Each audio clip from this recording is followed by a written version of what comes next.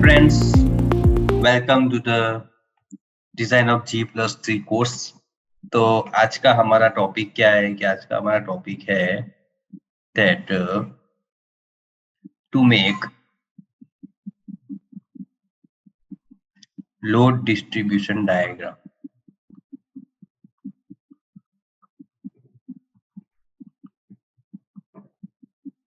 of given layout। Okay, तो मैं आपको लेआउट देता हूँ। तो लेआउट है हमारा ये वाला,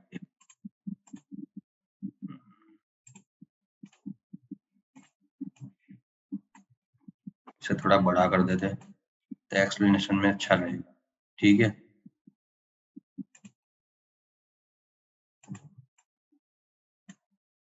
अब पहले तो मैं इसके डायमेंशंस दे देता हूँ।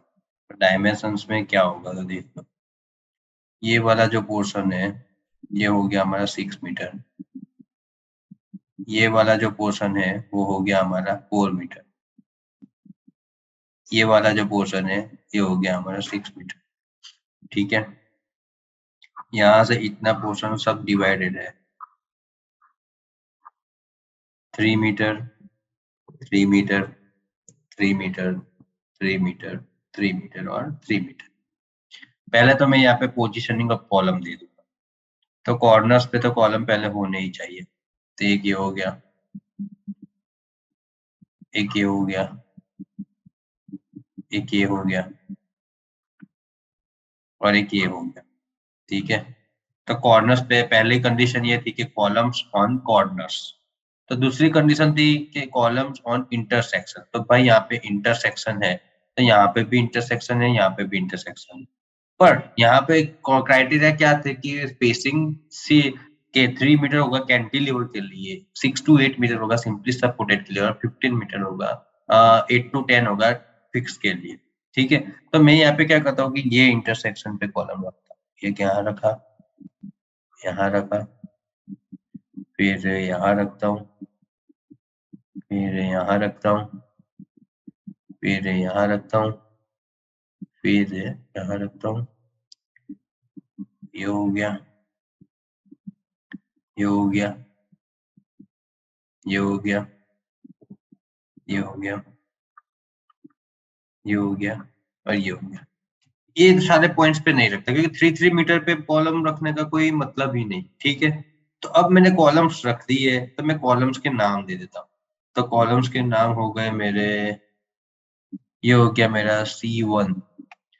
सबसे मेन थिंग क्या है कि नाम, जो नाम आप देते हो वो अपने मुताबिक दो, पर सीक्वेंस में दो। कैसे दो, सीक्वेंस में दो। तो ये हो गया हमारा C1, ये हो गया C2, C3, C4।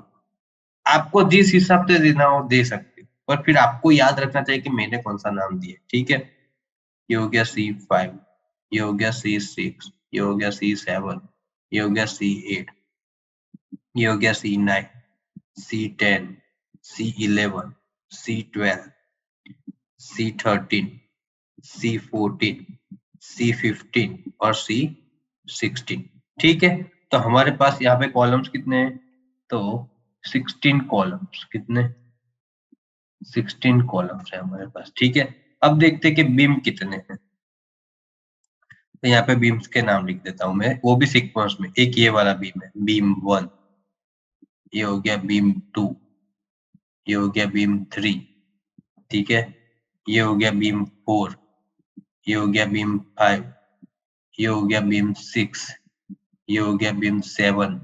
ठीक है, ये हो गया बीम 8, ये हो गया बीम 9, ये हो गया बीम 10। ठीक है, आपको दिखाई नहीं दे रहा तो हम ब्लैक ले लेते हैं, चलो। बीम 10, फिर ये हो गया बीम 11, ये हो गया बीम 12, ये हो गया बीम 13, ये हो गया बीम 14, ये हो गया beam 15, beam 16, beam 17, beam 18, beam 19, beam 20, beam 21, beam 22, beam 23 और बीम 24। तो ये सब मैंने बीम्स के नाम जो दिए वो क्या है, मेन बीम्स है। क्या है, मेन बीम्स। 24 हमारे क्या हो गए, मेन बीम्स हो गए। क्या हो गए, मेन बीम से, ठीक है। अब बीच वाला जो है वो क्या है, सेकेंडरी बीम है, तो सेकेंडरी बीम का नाम दे देते हैं। तो ये हो गए SB1, SB2, SB3, SB4, SB5 और SB6। मीन्स मैं यहाँ पे ऐसा कह सकता हूँ कि 6 सेकेंडरी बीम है मेरे पास। क्या है? 6 सेकेंडरी बीम्स है, ठीक है। 16 कॉलम है, 24 मेन बीम्स है और 6 सेकेंडरी बीम है। तो अब यहाँ पे स्लैब कौन से होंगे? तो स्लैब का डिसाइड कैसे होता है कि Ly/Lx कंडीशन, क्योंकि यहाँ पे तो 4 साइड्स बीम है ही, सारे स्लैब्स का 4 साइड बीम है। तो पहला मैं क्या लेता हूँ कि ये 6 है और ये 3 है, तो 6/3 क्या हो गया? 2 हो गया, विच इज ग्रेटर देन और इक्वल टू 2। तो हमारा स्लैब वो कौन सा हो गया? वन वे स्लैब हो गया। क्या हो गया? वन वे स्लैब हो गया। तो जो जहां जहां सेकेंडरी बीम है वहां वहां वन वे स्लैब हो गया, तो उसे ऐसे दिखाते हैं।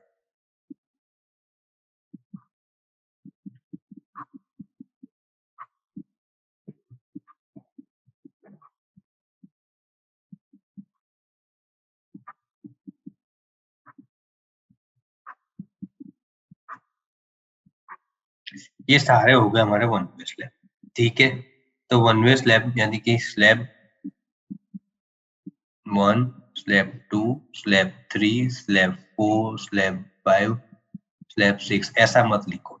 हम ज्यादातर ऐसा लिखना पसंद करते हैं, तो उसकी जगह यही लिख दो हम कि दो स्लैब डिवाइड कर दो, slab 1, slab 1, slab 1, slab 1, slab 1, slab 1, slab 1, slab 1, slab 1, slab 1, slab 1, slab 1।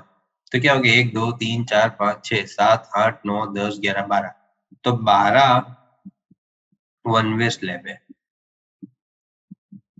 उसको हम डिफरेंट लिखना है तो ऐसा लिख सकते हैं कि 2 वन वे कंटिन्यूअस स्लैब। क्या हो गया?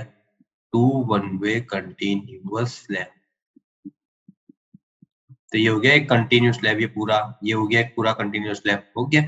अब दूसरा जो है यहाँ पे 6 मीटर है, ये 4 मीटर है और ये 6 मीटर हो गया। तो Ly/Lx is equal to 6/4 is equal to 1.33 which is less than 2, then it is two way slab। तो बीच के जो स्लैब है वो क्या हो गए? हमारे टू वे स्लैब हो गए। तो उसे हम ऐसा दिखाते हैं कि ऐसे भी जाएगा और ऐसे भी जाएगा, मेन रेनफोर्समेंट की डायरेक्शन ऐसे भी जाएगा और ऐसे भी जाएगा। ओके, तो आपको पता चल गया यहाँ पे कि कितने कॉलम है, कितने स्लैब है, ठीक है। और कौन से स्लैब है, कौन से बीम है, मेन बीम कितने हैं 24, कॉलम्स कितने हैं 16, सेकेंडरी बीम कितने हैं 6, वन वे स्लैब कितने हैं। तो यहाँ पे मैं लिख देता हूँ कि 3 टू वे स्लैब,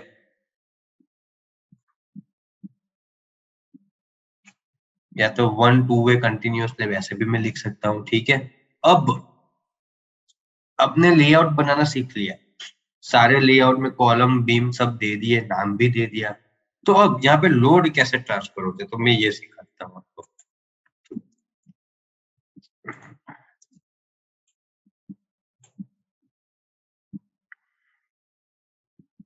चलो ऊपर की फिगर में दिखा देता हूँ लोड ट्रांसफर कैसे हो। तो देखो, ये हो गए हमारे स्लैब, ये हो गया हमारा लेआउट फिर से। तो हमें पता है कि यहाँ पे एक कॉलम है, मैं फिर से नहीं लिख रहा हूँ पर आपको सिर्फ म्यूचुअली दिखा देता हूँ। आपको कॉलम के नेम नंबर सब पता ही है, ठीक है। बाद में मैं अपने आप खुद से लिख दूंगा नेक्स्ट लेक्चर तक, ठीक है। तो यहाँ पे एक कॉलम है C1 C6, ओके। ये हमारा है 6 मीटर, ये हमारा है 4 मीटर, ये हमारा है वापस 6 मीटर, ठीक है। और ये वाला हो गया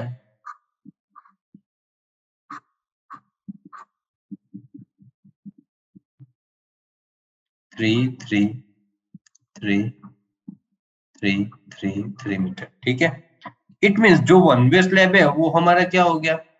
रेक्टेंगुलर ट्रांसफर हो गया लोड उसमें। तो यहाँ पे लोड कैसे ट्रांसफर हो गया, तो देख लो।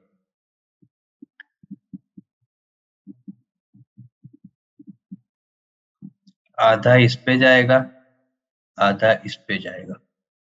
ये भी वन वे है, आधा इस पे जाएगा, आधा इस पे जाएगा। ये भी वन वे है, तो आधा इस पे जाएगा, आधा इस पे जाएगा। ये भी वन वे है, आधा इस पे जाएगा, आधा इस पे जाएगा। ये भी वन वे है, आधा इस पे, आधा इस पे। ये भी वन वे, आधा इस पे, आधा इस पे। ठीक है, तो ऐसा सेम थिंग यहाँ पे होगा। ओके, अब ये जो बीच वाला पोर्शन है वो 4 मीटर और 6 मीटर का है, उसमें क्या होगा, उसमें ऐसा होगा, इतना पोर्शन जो शॉर्टर साइड वाला ट्रायंगल होगा और लॉन्गर साइड वाला होगा ट्रेपेजॉइडल।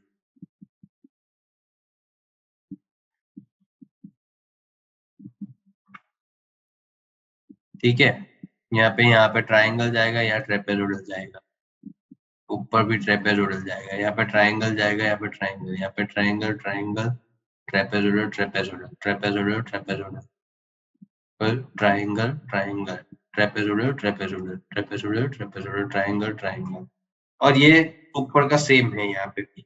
ठीक है, तो अपने को पता चल गया कि कौन से बीम पे किस हिसाब से लोड जा रहा है। तो अभी मेन फिगर हम देखें तो इससे पता चलेगा कि B4 और SB1 पे रेक्टेंगल जा रहे हैं, SB1 पे 2 रेक्टेंगल आ रहा है। ठीक है, कैसे आ रहा है तो देखो यहाँ पे ही दिखा देता हूँ। तो अगर यहाँ पे आपको ऐसा बोले कि पूरा लोड डिस्ट्रीब्यूशन डायग्राम बन गया है, तो आपको क्वेश्चन में पूछे कि मेरे को ये पूरे बीम पे लोड कैलकुलेट करके दिखाओ, तो आपको लोड कैलकुलेशन आपको आ जाएगा। क्या आएगा, क्योंकि आपके पास लोड डायग्राम रेडी है और आपके पास सारे लोड डायग्राम की फिगर भी रेडी है। क्या फिगर, क्या इक्वेशंस भी है आपके पास। क्या है, WLX/2 रेक्टेंगल के लिए, WLX/3 ट्रायंगल के लिए, और WLX/2 1-1/2 बीटा है आपके पास, वो किसके लिए, ट्रेपेजोइडल के लिए है। तो सारे तीनों फॉर्मूला आपके पास रेडी है। आपको यहाँ पे सिर्फ क्या करना है कि W फाइंड करना है और LX फाइंड करना है।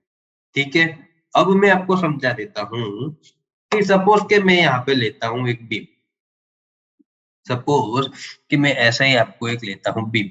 एक बीम पे कितने लोड लगेंगे, if I am taking an example, assume I am taking one beam।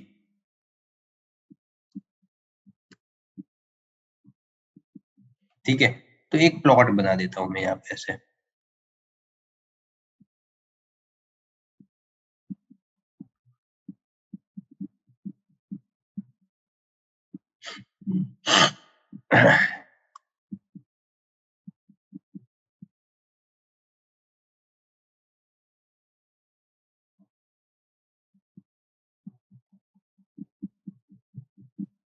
Beam, ठीक है, अब इसके ऊपर एक वॉल भी जाएगी। क्या जाएगी, वॉल। मैं ऐसा समझता हूँ कि यहाँ पे एक वॉल है।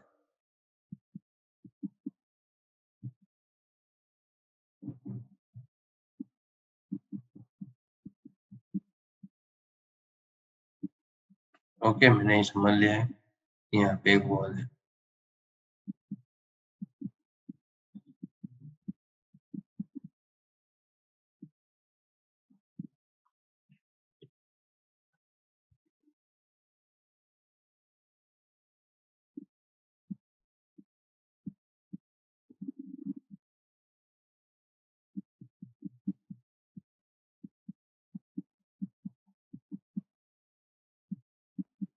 ये बना दिए एक वॉल, ठीक है। तो if this is B1 and this is B2 और यहाँ पे जो स्लैब है वो स्क्वायर है, स्क्वायर मीन वन वे, चलो वन वे, तो आधा आधा लोड डिस्ट्रीब्यूट होगा, आधा यहाँ पे आधा यहाँ पे। So if I am calculating the load on B1, load on B1, तो B1 पे लोड कौन सा आएगा, तो फर्स्ट आएगा मेरा लोड वन रेक्टेंगल लोड। क्या आएगा, वन रेक्टेंगल लोड।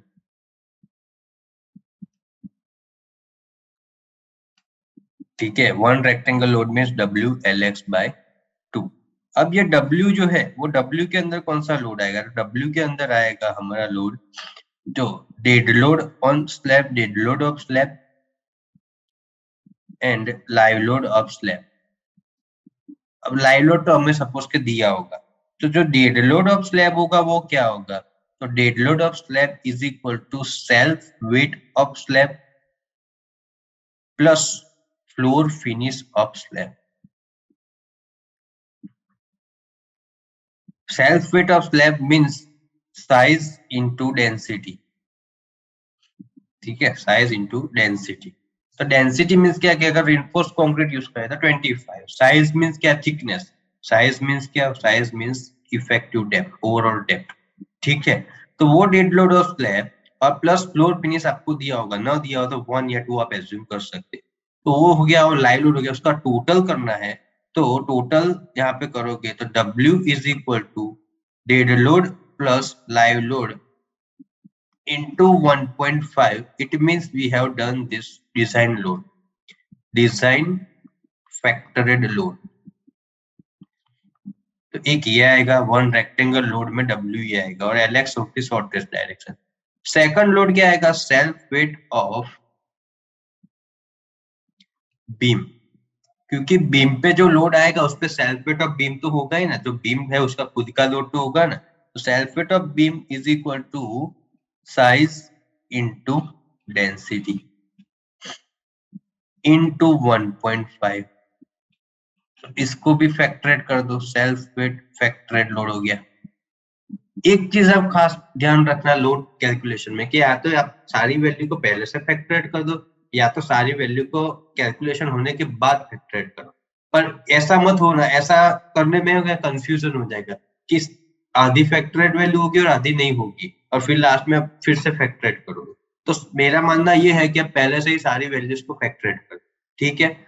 और थर्ड, जो बीम के ऊपर हमें वॉल दिखाई दे रही है ना, उसका लोड भी आएगा, तो उसे मैं क्या कहूंगा, सेल्फ वेट ऑफ वॉल, ठीक है।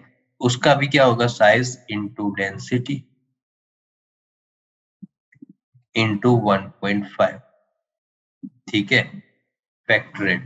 अब बीम और वॉल में दो चेंजेस आएंगे, कि बीम मेन बीम भी हो सकता है एंड सेकेंडरी बीम भी हो सकता है। क्या होता है, सेकेंडरी बीम भी हो सकता है। वॉल, तो वॉल में क्या होगा, तो एक्सटर्नल वॉल भी हो सकती है और इंटरनल वॉल भी हो सकती है, ठीक है। तो उसके हिसाब से उसकी साइज कंसीडर करनी होती है। जो मेन बीम हो, ज्यादातर सब प्लान में क्या होता है कि मेन बीम और सेकेंडरी बीम की साइज सेम ही रखते हैं, पर एक्सटर्नल वॉल इंटरनल वॉल की साइज सेम नहीं होती है। एक्सटर्नल वॉल 2 ब्रिक की होती है, मींस 230 mm होती है, और इंटरनल वॉल 1 ब्रिक की मींस 150 mm। अब मेन बीम और सेकेंडरी बीम में डिफरेंस क्या होता है, कि जहां सेकेंडरी बीम यूज होता है वहां वॉल का लोड कंसीडर नहीं होता, क्योंकि सेकेंडरी बीम के ऊपर कभी वॉल नहीं होती, वॉल आएगी तो सिर्फ मेन बीम पे। क्या यहाँ पे लिख देता हूँ statement, wall will be always on main beam. So whenever you are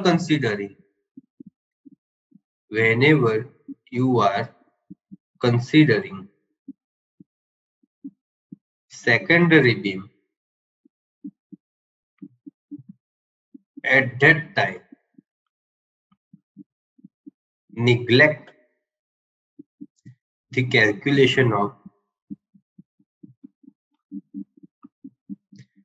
wall। Okay, so यहाँ पे आपको एक्सप्लेन हो गया कि भाई ये जो लेआउट है उसे कैसे बनाना है, उसके नोटेशन कैसे देने हैं, नोटेशन देने के बाद उसको लोड डिस्ट्रीब्यूशन डायग्राम में कैसे बनाना होता है, क्योंकि ऐसा जरूरी नहीं है कि ये एक ही प्लान आपके एग्जाम में आएगा। सपोज कि मैंने यहाँ ऊपर एक प्लान दिया हुआ है, तो चलो उसका मैं लेआउट बना के आपको दिखा देता हूँ, सिर्फ लेआउटिंग वर्क करके दिखाता हूँ तो आपको पता चल जाए। ये 2 वे स्लैब है, ठीक है। अब मैं ऐसा बोल दूं कि 2 वे स्लैब है, यहाँ पे इसकी 6 मीटर है, ये हो गई 3 मीटर की, ये हो गया 3 मीटर का, ये हो गया हमारा 6 मीटर का, ये भी हो गया 6 मीटर का, ये हो गया हमारा 4 मीटर का और ये हो गया हमारा 6 मीटर का, ठीक है। अब मैं ऐसा दिखा देता हूँ, तो यहाँ पे लोड कैसा होगा, देखो 6x6 है तो सारा ट्राइंगल ही होगा, 4 साइड ट्राइंगल ही होगा क्योंकि इक्वल है 6x6। यहाँ पे 6/4 है तो यहाँ पे ट्राइंगल आएगा और 6 मीटर पे क्या आएगा, ट्रेपेजोइडल आएगा। तो ये ट्रेपेजोइडल हो गया, ये ट्राइंगल ट्रेपेजोइडल ट्राइंगल। अब यहाँ पे मैंने बीच में सेकेंडरी बीम दिया है तो यहाँ पे कैसे होगा, ऐसे जाएगा लोड, हाफ हाफ हो जाएगा, ठीक है, वन वे हो गया। तो अगर मैं यहाँ से एक बीम को उठा देता हूँ तो देख लेते हैं अपन, तो B6 को उठाता हूँ तो B6 पे क्या लगेगा, तो B6 पे हमें यहाँ मिलेगा क्या, एक साइड से ट्राइंगल लग रहा है तो वन ट्राइंगल हो गया, यहाँ से ट्राइंगल लग रहा था, ट्राइंगल हो गया। फिर प्लस वन ट्रेपेजोइडल हो गया, दूसरी साइड से ट्रेपेजोइडल लग रहा है, ठीक है। Plus self weight of main beam हो गया क्योंकि मेन बीम कनेक्ट हुआ है, ठीक है। Plus self weight of internal wall है क्योंकि अंदर की साइड है इसलिए इंटरनल वॉल आएगा। तो ये सारा पोर्शन कैलकुलेट होगा, ठीक है। ये आपको समझना है। अभी यहाँ पे सेकेंडरी बीम है तो यहाँ पे मैं इंटरनल वॉल कंसीडर नहीं करूंगा कि एक्सटर्नल भी नहीं करूंगा क्योंकि वॉल ही कंसीडर नहीं करूंगा, ठीक है। सो इस तरह हमें कैलकुलेट करना होता है बीम पे लोड।